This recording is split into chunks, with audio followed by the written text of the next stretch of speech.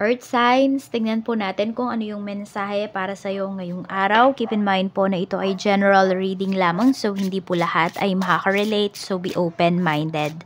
Sa mga hindi pa po nakasubscribe dito sa ating channel, please subscribe na po kayo and palike na din po ng ating video. At sa mga nais pong mag-avail ng ating private readings, ng ating Evil Eye Amulet, ng ating Cures Bracelet, makikita nyo po yung link sa description box. Tarot Intentions by Alian Reyes. We have spiritual attack, okay? Earth signs, yung iba po sa inyo, ayan, it's either may kumakalaban po sa inyo. Ayan, kasi meron dito pwedeng manggagamot yung iba sa inyo. Bas may gifts kayo, ganyan. Okay, so yun o. Pwedeng may kumakalaban sa inyo. For some of you naman po, pwedeng mayroon kayong mga, mga kaaway. Oo. May mga nagpapalipad hangin sa inyo dito. Mag-iingat po kayo. So, if you have protections, isuot nyo po lagi. Tignan natin. Okay, we have Fool's Gamble. Beware the deceit of tricksters, as risky paths can lead to downfall. So, mag-iingat po kayo dito. Kasi baka parang may mga patibong para sa inyo. We have bound by demands, stifled by expectations. It's time to redefine limits and reclaim freedom. Yan. So, protect nyo po talaga yung inyong energy. And also, ayan, ano ba yung mga dinedemand sa'yo ng ibang tao? Dapat mo ba silang pagbigyan? Or you should, you should say na your boundaries. Diba? Or you should build na walls. Kasi may mga sumusobra na talaga dito.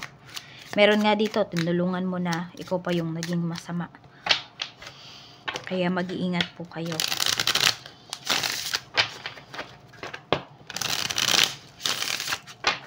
Tingnan natin ano pa po yung pwedeng mangyari sa'yo ngayong araw. Ano pa yung energy? Pwedeng maganap spirit guide. Meron tayo ditong 2 of Wands. Meron tayo ditong 10 of Cups. So may plano. Hindi ko alam kung plano ba itong pagpapakasal. Plano ba to na pag-alis? Ayan, kasi parang meron kayong nilook forward. Meron ba kayong imi-meet na foreigner for some of you? Or kung dito foreigner, pwede po na nagtatrabaho sa malayo, nagtatrabaho sa ibang bansa. Ayan. Parang pinagpaplanuhan nyo to. Judgment. Mukhang nasa malayo nga yung taong to. Ayan o. Ayan. Kung meron naman pong ikakasal ngayong araw, best wishes po sa inyo. Ayan. Tignan natin. Ano pa yung mensahe? Okay, kung meron naman pong pinaglalaban yung iba sa inyo dito, more on, legal, mga legal, is po pwede po na, ayan, papanig po sa inyo yung batas. I mean, kayo yung mananalo. Okay, we have the Moon. Meron tayo ditong the Hierophant pagdating to sa inyong family.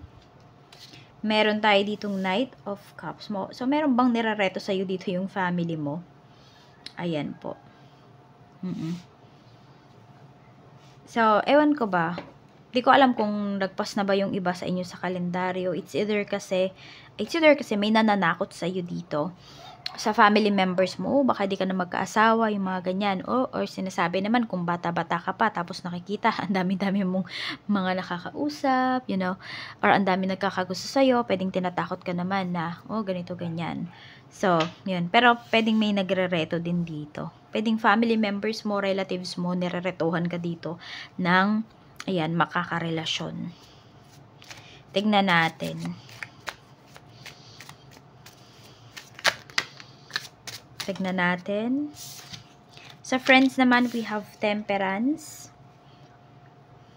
Meron tayo ditong 10 of Swords. Okay, parang lagi kang may pinagbibigyan dito na kaibigan. So, yan, parang siya yun, Huwag mo nang pagbigyan kasi sabi ko nga, baka tinutulungan mo yung taong to, ikaw pa yung mapasama. Kaya, if you need to cut na yung connections mo with this friend, ikat mo na. Yun, magmatigas ka na daw dito sa kaibigan mo na to. Kasi hindi mo alam kung ano pa yung pwede niyang hilingin sa'yo. Hindi mo alam kung ano pa yung pwede niyang gawin sa'yo. Yes, I know some of you are powerful, Pero kapag inggit kasi yung umiral, 'di ba, sa isang tao, kahit ano nagagawa niyan. Tignan natin sa kaperahan mo naman, we have Knight of Swords. Medyo wag kang magpadalos-dalos dito sa paggastos. We have Queen of Swords. Pag-isipan mo daw mabuti kung saan mo ba gagastusin yung pera mo. Ayan, or kung may marireceive ka mang pera, mag-iingat ka. Tignan natin pagdating naman po, kasi baka may mga regrets kayo dito na mangyari ba sa inyo. May mga pagsisihan po kayo.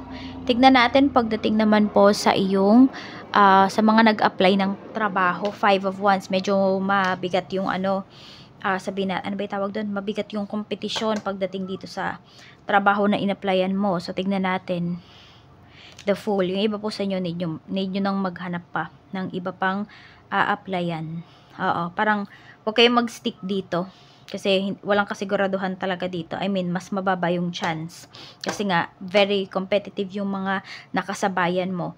Sa mga nag-apply naman po ng papers, ganyan, may mga inaayos na papers, may mga visa, etc. Medyo mahirapan po kayo. Yan. Madami nga kayong blockages yung iba po sa inyo. Tapos hindi ko alam kung meron ba kayong pinagkatiwalaan dito na mag-aayos ng mga papers nyo. Parang niloko pa kayo. Kaya kung mas maganda, ayun, kung kaya naman direct, kayo na lang po yung magpasa ng mga papeles ninyo. Tipong ganon. Medyo mahirapan po kayo dito. Yung iba sa inyo mababa po yung chance na mapasa yan.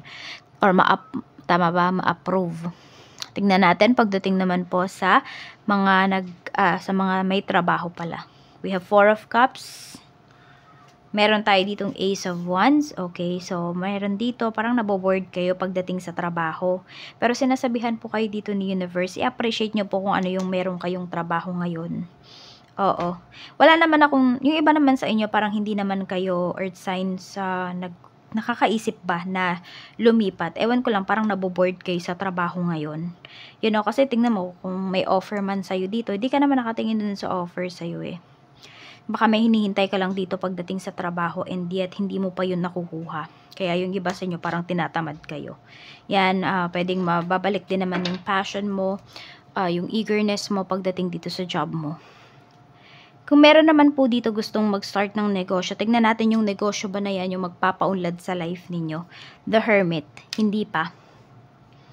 Isa lang yan sa magiging, parang stepping stone po ninyo, pero hindi pa yan yung magpapaunlad sa inyo. Pero madami po kayong matututunan dito sa business na naiisip po ninyo, kung yan ay uumpisahan ninyo.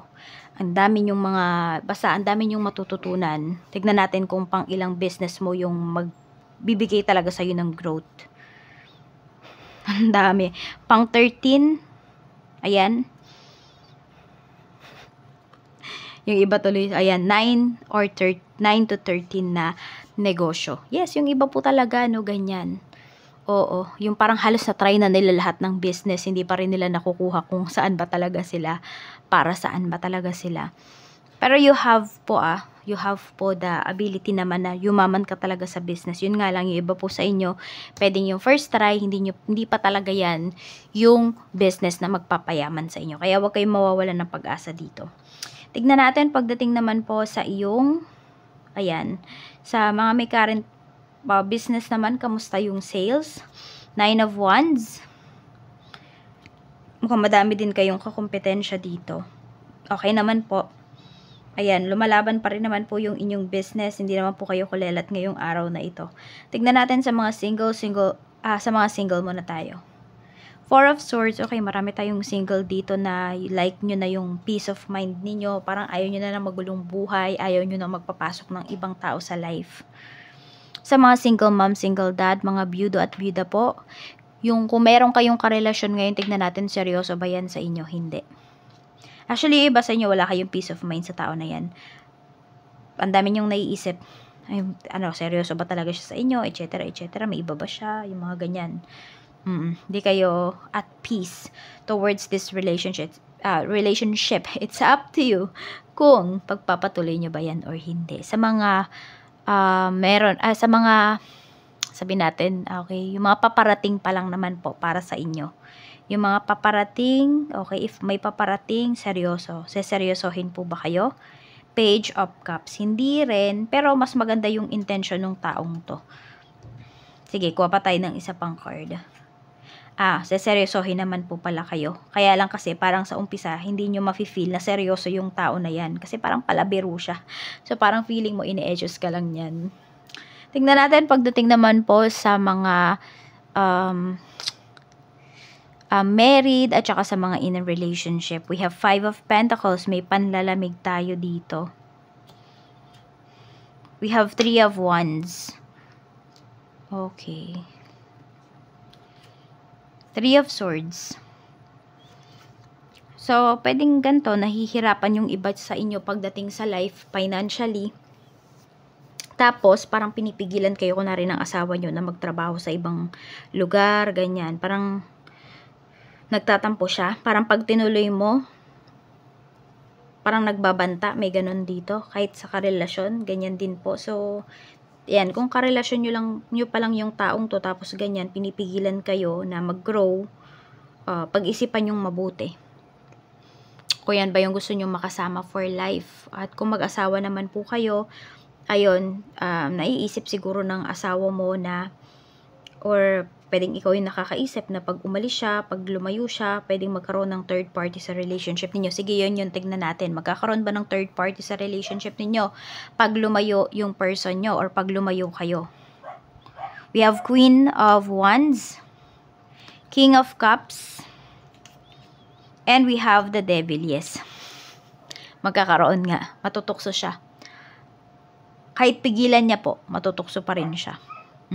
So, hindi niya mapipigilan, in short. So, ayan lang po. Maraming salamat. Mag-iingat po kayo always and more blessings to come.